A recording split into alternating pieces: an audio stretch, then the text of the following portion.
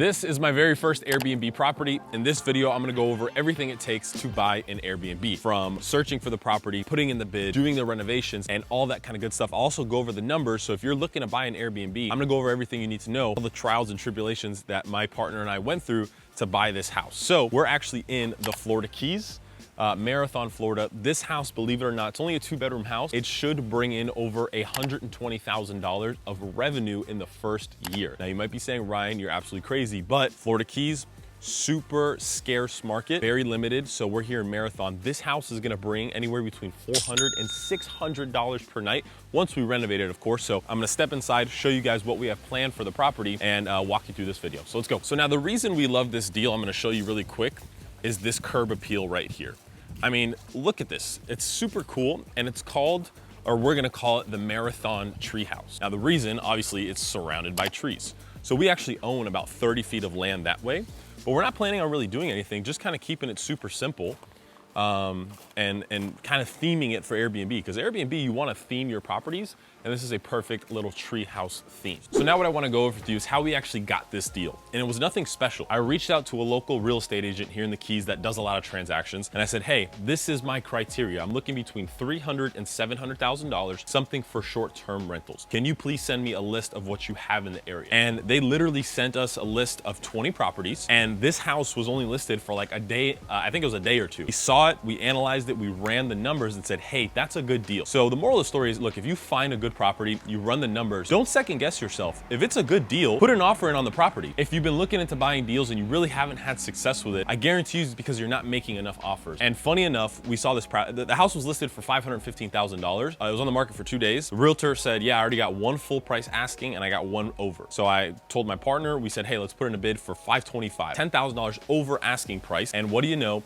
The numbers still made crazy sense. So we said, hey man, here's our offer. We want to close quick and easy, 15 days due diligence, 30-day for financing, and we'll close. We put in a bid for $525. And little do you know, we got the offer accepted because it was such a good offer. And the realtor who was listing this house, we said, hey man, we don't need a realtor. You can represent both of us. That incentivized him to pick us because he was making more money. That's a little trick, right? Instead of the realtor making 3% on this deal, 15 grand, he made 6% on this deal, representing both buyer and seller, and he made more money, incentivizing him to pick us over the other two guys. So that's a little trick. So a good place to find deals is Zillow, contacting local real estate agents, the MLS. You don't have to find off-market deals. As long as you can find something and the deal makes sense, that is what you should do. And now let me take you through a tour of the inside of the house. This is it.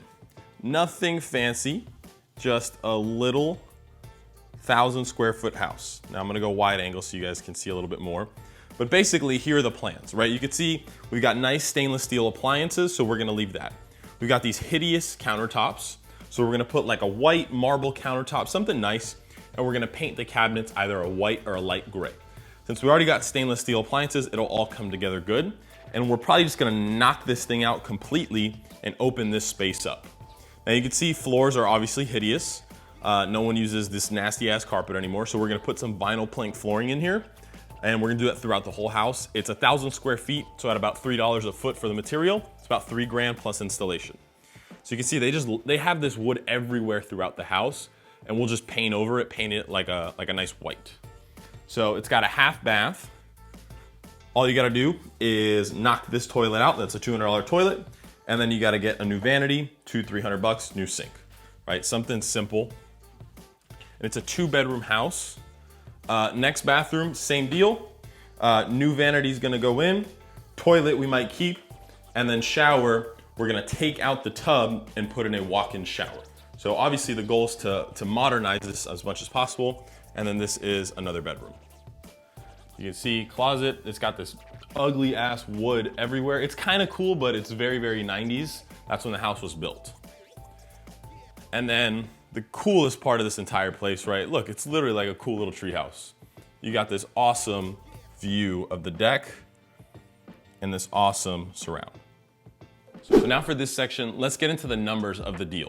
It was a $525,000 purchase. My partner and I put down 80%, which was about $105,000, and we took out a loan for $420,000. Now here's where it got kind of sticky. This is my first property. I left my job about a year ago, call it. So in order to have and apply for a loan, you need to have 2 years of income at the same job. So if you're thinking about buying a property and you're thinking about leaving your job, if I were you, I would buy the property first, then leave your job. Same thing happened with my partner. We were actually gonna use him on the loan. He decided to quit while we were in this whole process. I don't blame him, it's okay. But when the bank called and verified, he had his 2 years of W-2s. When the bank called and verified for him working there, they said, no, Gabe no longer works there. So that was a problem. We then tried to use my business income, business bank accounts, which we were able to do. My business was showing like $200,000 of income or gross transactions coming in. The mortgage officer said, that is amazing, good. Only issue is he said this was for a second home and this was not for a second home. I don't own any other real estate right now. So that loan blew up. So here we are sitting here. We already sent $50,000 worth of deposits. The closing date is like 2 weeks, so we're kind of freaking out. I was just sitting in my backyard. I literally Googled on my phone, hard money lenders. I saw the first website, I clicked on it, and there was this company that was doing hard money loans, and it said, call here. So I called the guy up. Little do you know, he lived an hour north of, or 20 minutes north of me in Miami. We started talking, and I was like, hey man, once we renovate this property, I think we can easily refinance and pull out $15,000 to $30,000. Would you split that profit with us in order to do the loan? And he said, yeah, let me see what we can do. So the loan we settled on was $420,000, 90-day term, 5% interest only, so about $1,750 a month on the $420,000 loan. And then once we exit the loan, we had to pay the lender $17,000, which was 4%. Now you might be thinking, Ryan, that's a bad deal. Not really. It was on pace to have the lender make 10% per year, which is typically what hard money lenders do, right? That's their typical rate. So once we renovate all this, we're gonna get a new appraisal out here, and we're gonna get something called a DCR loan, which is a debt coverage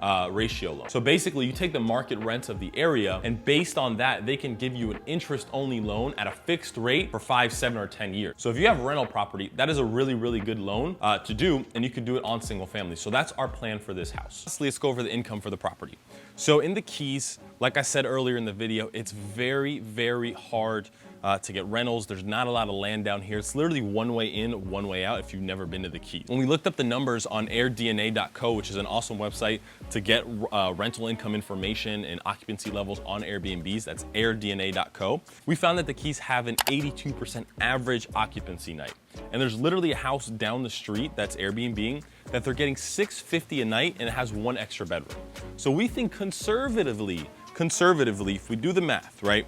Do 365 times 0.8. That's 292 days out of the year that we should be occupied. And let's just say conservatively, we can get $400 a night, which is super conservative. I think we can get more, but let's just say 400. 292 times 400, that's $116,000 of income. So now obviously, right, we have our mortgage to pay, we have different expenses at the property, but when it's all said and done, we think this deal does about $50 to $60, possibly $70,000 of net cash flow in our pocket. That's over a 50% cash on cash return from this single deal. So if you're interested in doing Airbnb, I highly suggest you just leap forward and just take the risk and do it. Like the worst case scenario, don't put all your money in one deal, right? I was only putting $50,000, which was right around 10% of the cash that I was sitting on. So it's not like you're putting all your money in a deal. And if you're gonna make a mistake, that's how you learn. Mistakes are gonna happen. Like we had to scramble. Today's the closing day of this property. I had to drive down the original loan documents because it got messed up where FedEx didn't send the loan documents, and the seller could have kept our deposit of $50,000 because that's what we wrote in the contract, that it was non-refundable. And today, if the property doesn't close, we lose that $50,000 deposit. So knock on wood that we close, everything's going smooth, which we think it should be. But yeah, you're gonna make mistakes along the way. I encourage you to just take the leap forward, and it's really just birth by fire, right? You gotta take the steps to move forward, try something new, to learn and grow. If you don't make offers on new properties, if you don't do your research and start moving forward, you're never gonna get anywhere. So I hope to give you guys an update once this thing is done and renovated and we start renting it out. We'll let you know how it goes. If you have any questions on real estate, Airbnb, whatever it is, let me know. If you're gonna do your first deal and have some questions, I'm happy to help. All my info is down below. You can schedule a call. And if you guys want a little bit more information on the numbers of this property, I made a different video where I break it down on an Excel spreadsheet, a little bit more in depth, purchase price, loan amount, furnishing costs, renovation costs, all that kind of good stuff. So go check it out if you want a little bit more in depth of a video. Hope you guys got some value. Like and subscribe. See you on the next one. Peace.